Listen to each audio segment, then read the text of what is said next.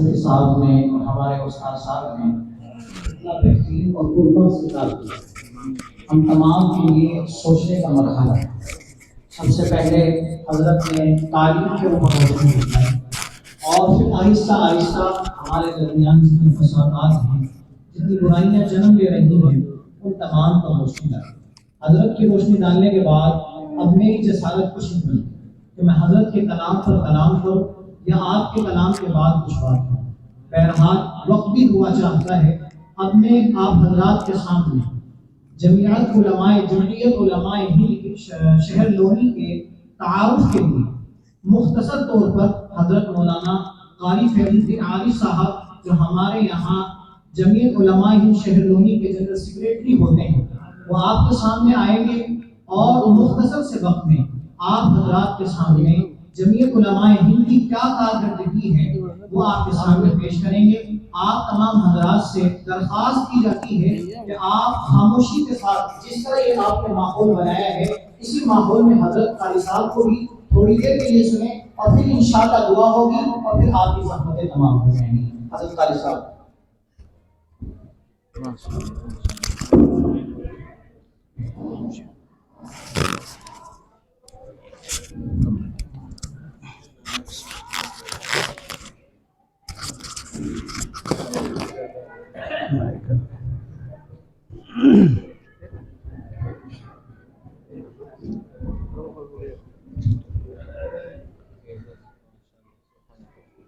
بسم اللہ الرحمن الرحیم۔ الحمد للہ وحدہ والصلاة والسلام علی من لا نبی بعدہ، اما بعد۔ محترم معزز علماء کرام، بزرگوں، نوجوان ساتھیوں،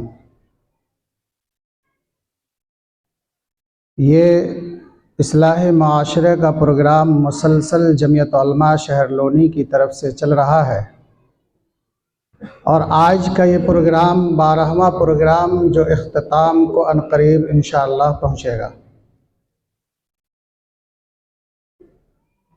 مجھے حکم ہوا ہے کہ جمعیت علماء ہند کی مختصر سی تعارف کرائی جائے۔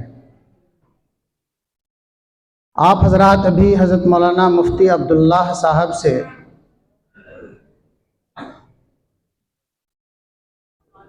نصیحت آمیز باتیں سماعت فرما رہے تھے۔ حضرت کے بعد کوئی بیان نہیں ہونا تھا، لیکن ساتھیوں کا مشورہ ہوا کہ مختصر سا جمعیت کا تعارف کرا دیا جائے۔ محترم بزرگوں، جمعیت علماء ہند جو آپ دیکھ رہے ہیں، پیچھے بینر پر بھی لکھا ہوا ہے، میرے بہت سارے ایسے ساتھی ہیں جنہیں اس کے بارے میں علم نہیں۔ یہ افسوس کی بات ہے۔ جمعیت علماء ہند ہندوستانی مسلمانوں کی وہ نمائندہ تنظیم ہے کہ آج اگر ہم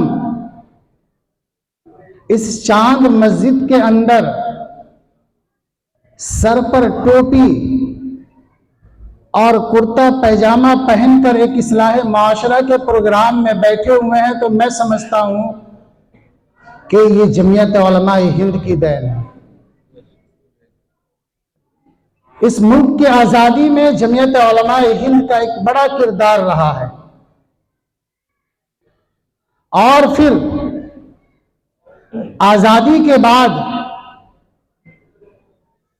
جب ملک کو تقسیم کرنے کی باری آئی تو جمعیت علماء ہند نے اس بات کی کوشش کی کہ ملک تقسیم نہ ہو، لیکن بدقسمتی سے ملک تقسیم ہو گیا دو حصوں میں، ایک پاکستان اور دوسرا ہمارا یہ ملک۔ پھر ملک تقسیم ہونے کے بعد جب یہاں کے مسلمان پاکستان کی طرف کوچ کرنے لگے تو جمعیت علماء ہند کے اکابر نے مسلمانوں کو سمجھا بجھا کر یہاں روکا۔ جو آج ہم سرکاری اعداد و شمار کے مطابق 15 سے 18 کروڑ مسلمان کہلاتے ہیں. اگر جمعیت علماء ہند کے اکابر اس وقت ہمیں نہ روکتے تو اس سے بھی ہم کم ہوتے. پھر اس کے بعد اس ملک کا آئین اور دستور بننے کی بات آئی. اس وقت بھی کچھ فرقہ پرست عناصر اس بات کی کوشش کر رہے تھے کہ اس ملک کا دستور ایسا دستور بنے جو صرف ایک مذہب کے متعلق ہو، یکساں سول کوڈ جیسا قانون ہو. لیکن اس وقت بھی جمعیت علماء ہند نے کوشش کی کہ نہیں، اس ملک کا دستور اور آئین ایسا دستور ہو جس میں ہر مذہب کے ماننے والے کو برابر کا حق حاصل ہو. جمعیت علماء ہند کے اکابر کی جو کوشش تھی وہ اس اپنی کوشش میں کامیاب ہوئے اور 11 لوگوں کی کمیٹی تشکیل دی گئی. اس وقت جو نوجوان بچے اسکول کالج میں پڑھتے ہیں ان کے سامنے یہ بات آئی ہوگی کہ ڈاکٹر بھیم راؤ امبیڈکر کے زیر صدارت 11 لوگوں کی کمیٹی بنائی گئی. اس کمیٹی کے اندر بھی ہماری جمعیت علماء ہند کے 2 ساتھی تھے، 2 اکابر تھے اس کمیٹی کے اندر بھی. بہرحال اس ملک کا آئین اور دستور جمہوری دستور بنا، اور میں سمجھتا ہوں کہ اس ملک کا جو آئین اور دستور ہے وہ 2 حصوں پر منحصر ہے، ایک کرمنل کوڈ اور دوسرا سول کوڈ. کرمنل کوڈ کے اندر تمام مذاہب کے ماننے والوں کے لیے یکساں قانون ہے. اگر آپ چوری کریں تو جو قانون ہمارے نان مسلم بھائی کے لیے ہے وہی قانون ہمارے لیے ہے. اگر آپ کسی کا مرڈر کریں تو جو قوانین ہمارے نان مسلم بھائیوں کے لیے وہی قانون ہمارے لیے ہے. ان پر بھی 302 کا مقدمہ لگے گا، ہم پہ بھی 302 کا مقدمہ لگے گا.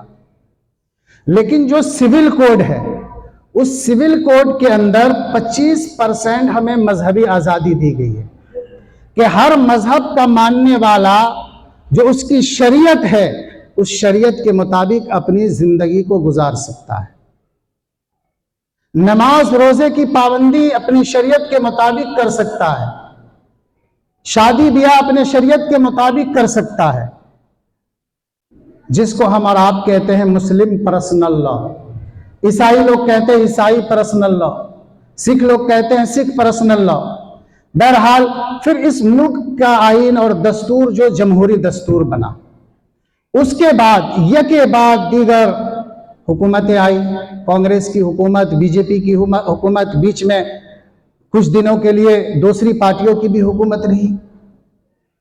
لیکن جب بھی کبھی کسی حکومت نے بھی شریعت کے اندر مداخلت کی کوشش کی یا ہمارے کسی مسلمان کو پریشان کرنے کی کوششیں کی تو جمعیت علماء ہند کے اکابر، جمعیت علماء ہند کے ذمہ دار کھڑے ہو کر حکومت کی آنکھوں میں آنکھیں ڈال کر بات کی اور حکومت سے اپنا لوہا منوایا. ایک وہ وقت تھا آج سے 15 سال 20 سال 25 سال کا کہ اگر کسی بچے کو دہشت گردی کے الزام میں اٹھایا جاتا تھا تو خود بچے کا باپ بھی یہ تسلیم کر لیتا تھا کہ کہیں نہ کہیں ہو سکتا ہے کہ میرا بچہ قصوروار ہو، اور وہ ڈرتا گھبراتا تھا اپنے بچوں کو بے قصور کہنے پر. لیکن جمعیت علماء ہند نے ان بے قصوروں کے مقدمہ کو لڑا اور نچلی عدالت سے کامیابی نہیں ملی تو ہائی کورٹ گئے، ہائی کورٹ سے کامیابی نہیں ملی تو سپریم کورٹ گئے، اور پتہ یہ چلا کہ جمعیت علماء کی کوششوں کے نتیجوں میں ہائی کورٹ نے جسے پھانسی کی سزا سنا دیا تھا سپریم کورٹ نے اسے باعزت بری کیا. اور آج ہر وہ ماں باپ جس کا بچہ کسی مشتبہ تنظیم سے کے شک میں گرفتار ہوتا ہے اور اس پر دہشت گردی کا الزام لگتا ہے تو ہر ماں باپ فخر کے ساتھ یہ کہتے ہیں، میدان میں آ کر یہ کہتے ہیں، چوک چوراہوں پر آ کر یہ کہتے ہیں، پرنٹ میڈیا کے اندر، الیکٹرانک میڈیا کے اندر اپنے بیان جاری کرتے ہیں کہ میرا بچہ بے قصور ہے۔ یہ حوصلہ کس نے دیا ہے؟ میں سمجھتا ہوں کہ یہ حوصلہ جمعیت علماء ہند نے دیا ہے۔ یہ حوصلہ جمعیت علماء ہند نے دیا ہے کہ ہر ماں باپ کھڑے ہو کر یہ کہتے ہیں کہ نہیں، میرا بچہ بے قصور ہے۔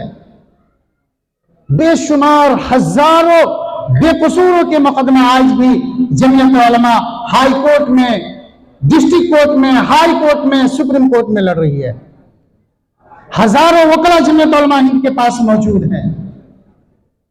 ابھی حال میں دہلی کے اندر فساد ہوا، نفسی کا عالم تھا، سینکڑوں گھروں کو اجاڑا گیا، آگے لگا دی گئی، دکانیں خاکستر کر دی گئی۔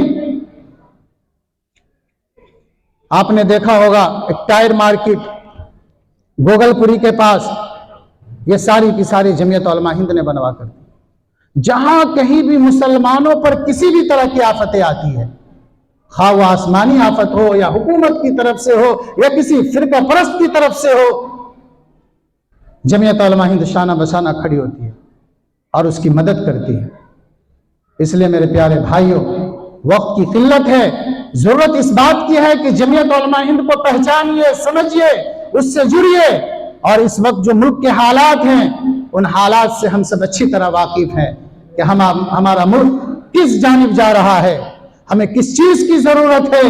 واحد ایک تنظیم جمعیت علماء ہند ایک ایسی تنظیم ہے جس کے کندھے سے کندھا ملا کر آپ نے چلا اور اس کے ہاتھ کو مضبوط کیا تو انشاءاللہ تعالی آپ کو کامیابی ملے گی۔ خود آپ لونی کے اندر دیکھیں، سی این آر سی کا معاملہ ہوا، جتنے لونی کے دگگج نیتا تھے جو اپنے آپ کو 30 مارخہ کہلاتے ہیں لونی کے اندر، سب لونی چھوڑ کر غائب ہو چکے تھے۔ کیا ایسا تھا کہ نہیں؟ لیکن یہ جمعیت علماء ہند کے ذمہ داران اپنی ٹولی بنا کر خفیہ طریقے سے شہر کے اندر کئی جگہوں پر میٹنگیں کی، ایس ایس پی سے ملاقات کی، ایسے حالات میں کہ خود میرا نام بھی اور میرے کئی ساتھیوں کا نام اس ایف آئی آر کے اندر درج تھا، لیکن بغیر کسی ڈر اور خوف کے وہاں پہنچ کر ایس ایس پی سے یہ کہا گیا کہ یا تو ہمارے بچے، چونکہ لونی کے اندر کچھ نہیں ہوا، یہ جو آپ نے مقدمہ درج کیا ہے آگزنی کا، سرکاری املاک کو نقصان پہنچانے کا، پولیس پرشاسن کے ساتھ مار پیٹ کا، کیا ہمیں جمہوریت نے اور ہمارے اس ملک کے آئین نے اور دستور نے اس بات کا حق نہیں دیا ہے کہ جہاں ہمارے خلاف قانون ہو تو ہم اس کی کیا ایک قانونی دائرے میں اور قانون کے احاطے میں رہ کر ہم اس کا دھرنا پردرشن کر سکے، اس کا احتجاج کر سکے؟ آپ یا تو ہمارے بچے کو ابھی چھوڑیے، ورنہ ہم لوگ سب علماء اکٹھا ہو کر آئے ہیں، سب لونی کے ذمہ دار علماء ہیں، ہمیں بھی ہاتھ کے اندر ہتھکڑی لگا کر ابھی جیلوں کے سلاخوں کے پیچھے ڈالیے۔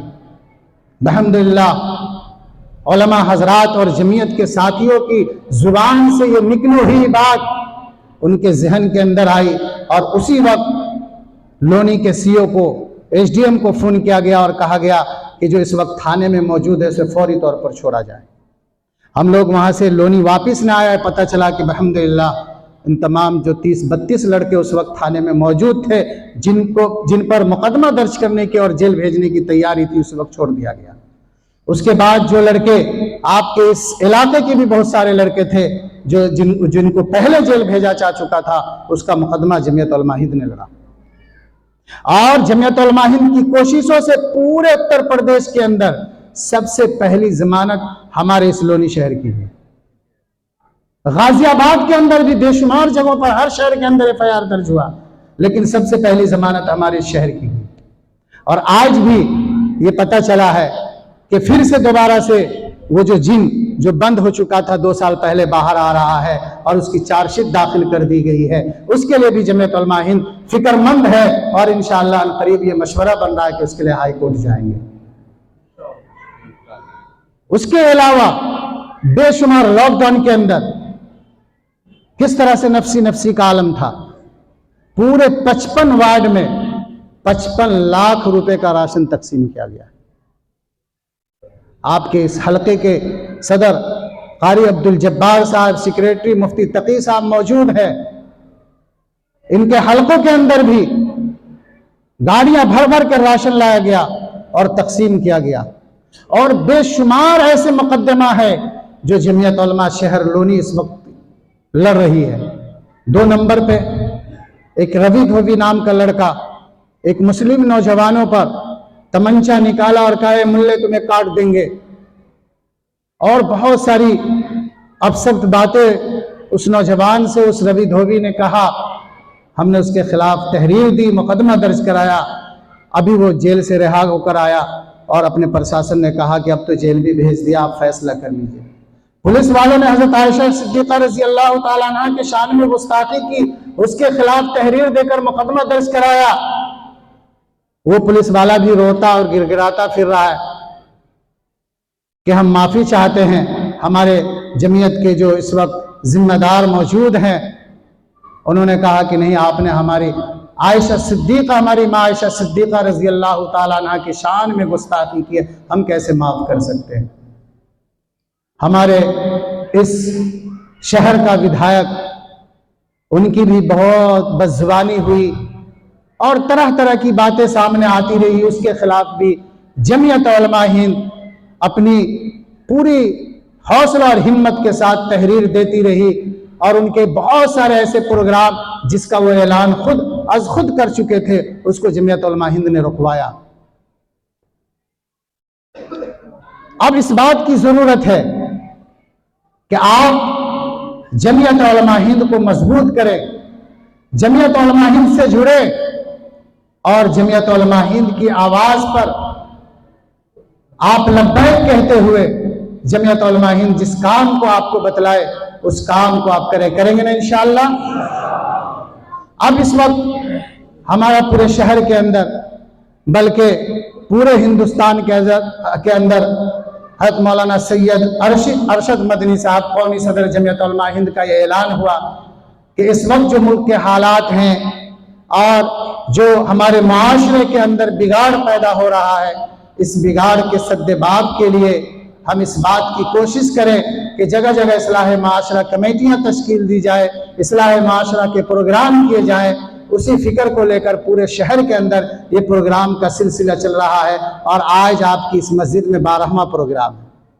ہماری جمعیت علماء شہر لونی کے اندر پوری 12 یونٹیں ہیں. خوب اچھی طرح سے سمجھ لیں کہ پوری 12 یونٹیں ہیں، اور کئی کالونیوں کو ملا کر ایک یونٹ بنائی گئی ہے. آپ کے اس ایک رام نگر کی بھی ایک یونٹ ہے، اور بہت ساری مساجد، مدرسے اور کئی کالونیاں اس یونٹ کے اندر آتی ہیں. پھر دوسری یونٹ آپ کے برابر میں مصطفیٰ آباد کی یونٹ ہے. اسی طریقے سے علوی نگر نسبندی کالونی کی الگ یونٹ ہے، اشوک وہار کی الگ یونٹ ہے، آپ کے پریل نگر کی الگ یونٹ ہے. تو اس طرح سے پورے شہر کے اندر 12 یونٹیں ہیں، اور 12 یونٹوں کی ورکنگ کمیٹی الگ ہے، اور پھر 12 یونٹوں کی منتظمہ الگ ہے، اور پھر ان 12 یونٹوں پر جو نگرانی رکھنے والی ورکنگ کمیٹی ہے وہ الگ ہے، جو پورے شہر کی کہلاتی ہے، جس کو ہم اور آپ جمعیت علماء ہند شہر لونی کے نام سے جانتے ہیں. اور پھر اس کی منتظمہ ہے جو پورے شہر میں پھیلی ہوئی ہے. تو اس طرح سے ہمارا کام چل رہا ہے، اور ہم اس کام کو کرنے کی کوشش کر رہے ہیں. اور جمعیت علماء ہند کے تمام ساتھی یہاں پر حضرت مولانا احمد علی صاحب جو ہماری جمعیت کے آپ نائب صدر ہیں وہ موجود ہیں، قاری عبدالجبار صاحب جو ہماری جمعیت کے جمعیت علماء شہر لونی کے خازن ہیں وہ موجود ہیں، مفتی تحسین صاحب جو مصطفیٰ آباد حلقہ کے صدر ہیں وہ بھی اس وقت موجود ہے، قاری عبدالجبار صاحب یہ آپ کے اس حلقے کے قاری عبدالجبار صاحب، میں ذرا آپ سے عاجزی کے ساتھ درخواست کروں گا آپ کھڑے ہو جائیے. یہ قاری عبدالجبار صاحب ہیں جو اس حلقے کے صدر ہیں، اور مفتی تقی صاحب جو اس حلقے کے سیکریٹری ہیں. مفتی صاحب آپ بھی کھڑے ہو جائیں. یہ مفتی صاحب ہیں، مفتی تقی صاحب جو اس حلقے کے سیکریٹری ہیں. ان حضرات کی نگرانی میں آپ کو اس حلقے کے اندر کام کرنا ہے. یہ حضرات ہماری جمعیت علماء حلقہ اکرام نگر کے ذمہ دار ہیں. قاری عبدالجبار صاحب صدر ہیں اور مفتی تقی صاحب سیکریٹری ہیں. اس کے علاوہ بھی نائب صدور نائب نظما اور پھر ان کے زیر نگرانی جو ان کی منتظمہ ہے وہ ہے، یہ سب حضرات مل جل کر اس حلقے میں کام کرتے ہیں۔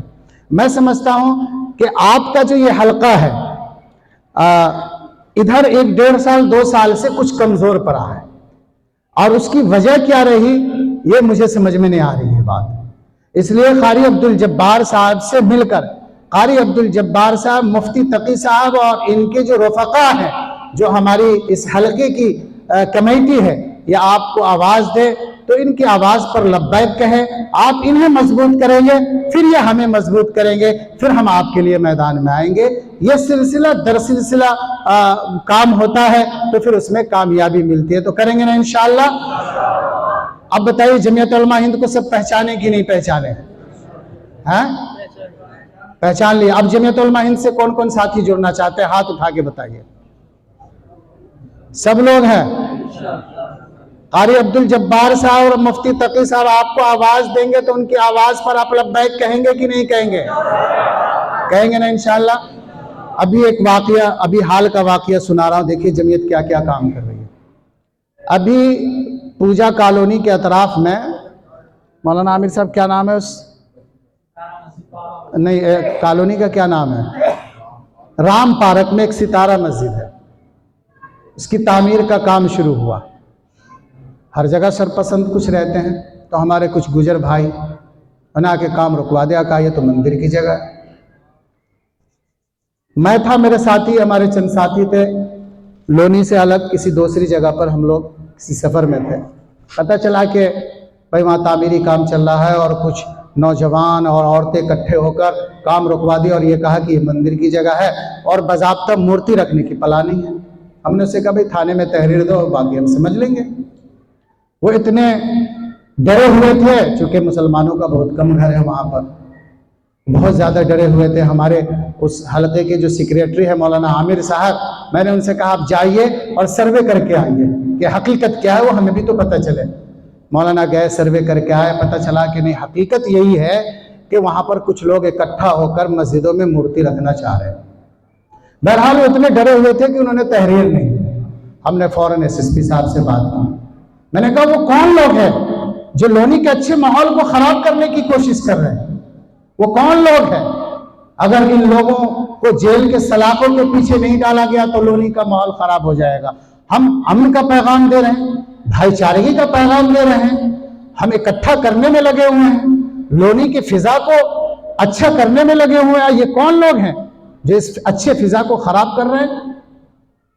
خیر SSP صاحب نے فوراً ایکشن لیا، پرشاسن کو بھیجا، اور اس کے نتیجے میں یہ ہوا کہ ان لوگوں پہ مقدمہ بھی درج ہوا، اور پھر ان لوگوں نے معافی کے طور پر معافی نامہ لکھ کر دیا ان مسلمانوں سے کہ مجھے معاف کر دو، جب تک میں یہاں رہوں گا زندگی میں کبھی بھی مسجد کے خلاف کچھ نہیں کہوں گا، جیسے چاہو آپ تعمیری کام کرو۔ یہ ابھی مولانا 15 دن پہلے کی بات ہوگی، 15 دن پہلے کی بات ہوگی۔